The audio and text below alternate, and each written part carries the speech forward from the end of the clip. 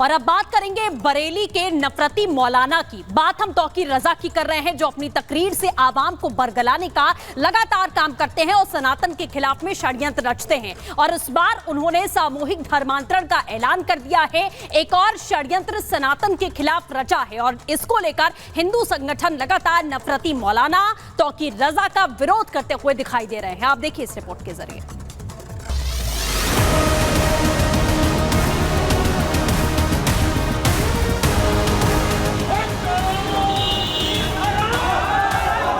मौलाना तौकीर रजा जो जब भी मुंह खोलते हैं जहर ही उगलते हैं। जगह कोई भी, मौका कोई भी हो, इनका हिंदू मुस्लिम वाला टेप रिकॉर्डर ऑन रहता है। मामला कोई भी हो, ये खुद को मुसलमानों का रहनुमान बताने के साथ ही उनको प्रताड़ना का शिकार बताने से बाज नहीं आते। बरेली के मौलाना साहब अपनी भड़काऊ तकरीरों से हमेशा ही नफरत फैलाने की कोशिश में रहते हैं। कभी वीएचपी बजरंग दल को आतंकवादी कहना, तो कभी माफिया अतीक अशरफ की मौत का बदला लेने के लिए उकसाना, तो कभी ज्ञानवापी को लेकर भड़काऊ तकरीरें देना। मौलाना ने अपनी जहरीली जुबान से अब एक और जहर उगला है। मौलाना का नया बयान सीधे सीधे योगी सरकार को चैलेंज है।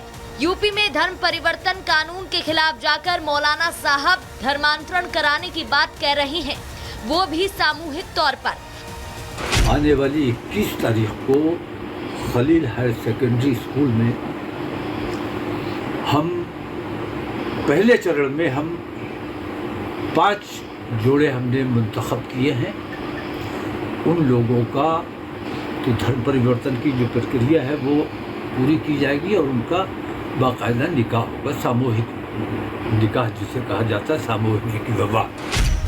जो मौलाना कुछ दिन पहले तक पुलिस से छिपता फिर रहा था, बिल से बाहर नहीं आ रहा था, वो सीधे पुलिस प्रशासन को चैलेंज दे रहा है, जिस पर बरेली के एसएसपी बरेली की फिजा बिगाड़ने वालों पर सख्त एक्शन की बात कह रहे हैं। मैं आपको आश्वस्त करना चाहूँगा कि हम किसी भी प्रकार से जनपद में, शहर में शांति व्यवस्था के साथ शरारत करने वाले लोगों को बर्दाश्त नहीं करेंगे। कोई भी आयोजन बिना अनुमति के नहीं होने दिया जाएगा। तो हम लोग कोई भी आयोजन ऐसा नहीं होने देंगे जो समाज में किसी प्रकार की कटुता को पैदा करे या फिर जनपद की शांति व्यवस्था में कोई खलल पैदा करे। नफरत के बीज बोकर मजहबी दुकान चलाने वाले मौलाना के धर्मांतरण की कोशिश पर हिंदू संगठन सड़कों पर उतर आया है। बरेली में हिंदू संगठन ने डीएम कार्यालय का घेराव कर नारेबाजी की। मौलाना मुर्दाबाद के नारों के साथ एक्शन की मांग की। डीएम ऑफिस में हिंदू संगठन के लोग जो है आईएमसी के खिलाफ जो विरोध प्रदर्शन करते हुए यहाँ पर पहुंचे हैं ज्ञापन देने के लिए, और तौकीर रजा के खिलाफ नारेबाजी यहाँ पर तमाम जो संगठन के लोग हैं वो इस वक्त करते हुए नजर आ रहे हैं। कहीं मुस्लिम नेता मास धर्म परिवर्तन कराने जा रहे हैं। ऐसी हालात में देश का एलओपी कहीं दिखाई नहीं दे रहे हैं। बरेली की फिजा में जहर खोलने की साजिश पर हिंदू धर्म गुरु ने भी मोर्चा खोल दिया। तौकीर रजा को देश विरोधी बताने के साथ ही एक सुर में एक्शन की मांग हो रही है। तौकीर रजा सरेआम पिछले दिनों भी हिंदुओं को अपमानित करते रहे, हिंदुओं को चैलेंज करते आ रहे हैं। ये सीधे से कहीं ना कहीं इनके तार जो है पाकिस्तान से जुड़े हुए हैं और आज वर्तमान में जिस प्रकार से धर्मांतरण नहीं बल्कि राष्ट्रांतरण करा रहे हैं, तो इसलिए हमें लगता है इनकी तत्काल गिरफ्तार करके इनकी जांच की जानी चाहिए। और तुमने किस लोभ लालच और किस डर के उन बच्चों को जो है वो किया है, तो उसका निश्चित रूप से जाँच होना चाहिए। दूध का दूध पानी का पानी हो, इनको तत्काल गिरफ्तार किया। भड़काऊ भाषण नहीं देना चाहिए और सरकार को चाहिए कि ऐसे जो भड़काऊ भाषण दे रहे हैं उन नेताओं को सीधा जेल का रास्ता दिखाएं। नफरती मौलाना अपनी जहरीली तकरीकों से जहर घोलने का काम करता रहा है। केंद्र की मोदी और राज्य की योगी सरकार को कोसने वाले, बात बात पर संविधान की दुहाई देने वाले तौकीर रजा ने एक बार फिर माहौल बिगाड़ने की साजिश रचना शुरू कर दी है। लेकिन शायद वो भूल गए हैं कि ये योगी राज है, जहां कानून से खिलवाड़ करने वालों को बख्शा नहीं जाता है। Bureau report, Republic Bharat. और अगली खबर आपको मेरठ के रसूलपुर गांव से बताते हैं, जहां पर डीजे बजाने को लेकर 2 गुटों में जबरदस्त झड़प हुई, जिसके बाद कई लोग गंभीर रूप से घायल हो गए। आखिर पूरा मामला क्या है, इस 1 मिनट की रिपोर्ट में देखिए। मेरठ के रसूलपुर में शादी वाले घर में डीजे बजाने को लेकर दो गुटों में जमकर पथराव हुआ। इस घटना के दौरान दोनों पक्षों की महिलाओं समेत कई लोग जख्मी हुए हैं।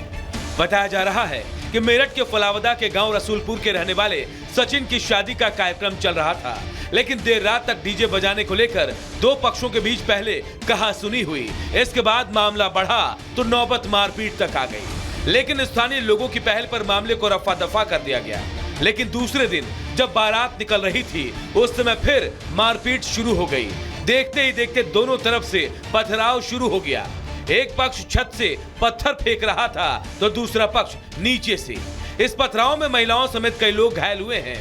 मामले की गंभीरता को देखते हुए पुलिस ने मामला दर्ज कर लिया है। फिलहाल मौके पर भारी पुलिस बल की तैनाती कर दी गई है। Bureau report, Republic Bharat.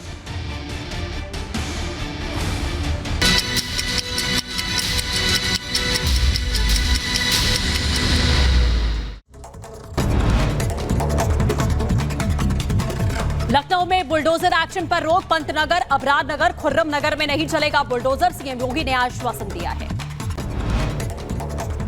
Lucknow के पंतनगर के लोगों को सीएम ने दिया भरोसा और कहा, लोगों की सुरक्षा और संतुष्टि हमारी जिम्मेदारी है, जितने भ्रम है उसको सब दूर करेंगे। लखनऊ की पंतनगर में बुलडोजर कार्रवाई न होने पर लोगों ने मनाया जश्न। लोगों ने सीएम योगी और पीएम मोदी के जयकारे लगाए। पिछड़ा वर्ग सम्मान सम्मेलन में अमित शाह ने कांग्रेस पर बोला हमला और कहा, ओबीसी की विरोधी रही है कांग्रेस और बीजेपी सरकार दलित, गरीबों और पिछड़े वर्ग की सरकार है। अजमेर में दरगाह के बाहर सरतन से जुदा नारे लगाने का कोर्ट का फैसला। गौहर चिश्ती सहित 6 आरोपियों को बरी किया। सेशन कोर्ट ने सुनाया फैसला। सेशन कोर्ट के फैसले पर वकील अजय वर्मा का बयान, कहा मामले को लेकर हाईकोर्ट का रुख करेंगे। जितिन सैनी हत्याकांड का पुलिस पर का बड़ा बयान, कहा हिरासत में लिए गए हैं 2 लोग, हर एंगल से मामले की तफ्तीश जारी है। पुलिस ने अपने बयान में कहा, पोस्टमार्टम के लिए भेजा गया शव सीसीटीवी के आधार पर जांच कर रही है पुलिस की टीम, जल्द कार्रवाई का आश्वासन दिया। मुकेश सैनी के पिता की धारदार हथियार से हत्या की गई, घर में मिला जितिन सैनी का शव। उत्तर प्रदेश के देवरिया में लहराया गया फिलिस्तीन का झंडा। मुहर्रम जुलूस के दौरान लहराया फिलिस्तीन का झंडा। पूरे मामले की जांच पड़ताल में जुटी पुलिस। 18 जुलाई को फिर से खुलेगा जगन्नाथ मंदिर का भीतरी रत्न भंडार। रत्न भंडार कमेटी की बैठक में लिया गया फैसला। सुबह 9 से 12 बजे के बीच में खोला जाएगा भंडार। बिहार के मधुबनी में पूर्व विधायक गुलाब यादव के आवास पर ईडी की रेड। पटना समेत 3 ठिकानों पर छापेमारी की गई। मनी लॉन्ड्रिंग मामले में ईडी का छापा पड़ा। एमपी के दमोह में सड़क निर्माण में घटिया सामग्री का उपयोग देखकर भड़के लोग। दहशत फैलाने के लिए ठेकेदार ने चलाई गोलियां।